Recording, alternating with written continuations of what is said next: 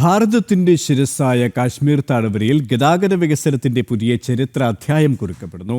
ആദ്യ electric train സർവീസും പൂർണ്ണമായ റെയിൽവേ വൈദ്യുതീകരണവും പൂർത്തിയാക്കി കാശ്മീർ റെയിൽ ശൃംഖല രാജ്യത്തിന്റെ പ്രധാന റെയിൽ ഭൂപടത്തിലേക്ക് ഔദ്യോഗികമായി സംയോജിക്കുന്നു.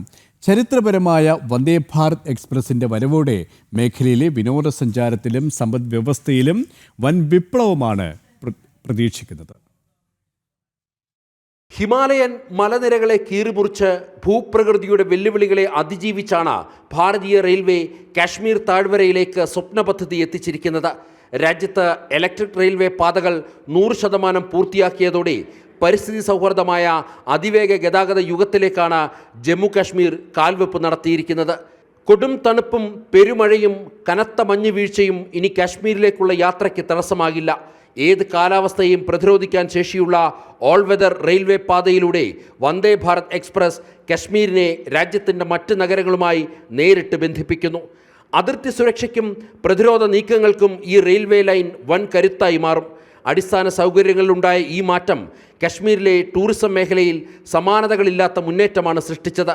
2024 മാത്രം 2,30,00,000 സഞ്ചാരികളാണ് ജമ്മു കാശ്മീർ സന്ദർശിച്ചത്. സ്വാതന്ത്ര്യത്തിന് ശേഷം ഇത്രയധികം വിനോദസഞ്ചാരികൾ താഴ്വരയിലേക്ക് ഒഴുകിയെത്തുന്നത് ഇതാദ്യമാണ്. സമാധാനത്തിൻ്റെയും വികസനത്തിൻ്റെയും പാതയിൽ കുതിക്കുന്ന കശ്മീരിന് പുതിയ റെയിൽ കണക്ടിവിറ്റി വരും ദിവസങ്ങളിൽ വലിയ സാമ്പത്തിക പുരോഗതി സമ്മാനിക്കും. ജനം, ഡൽഹി.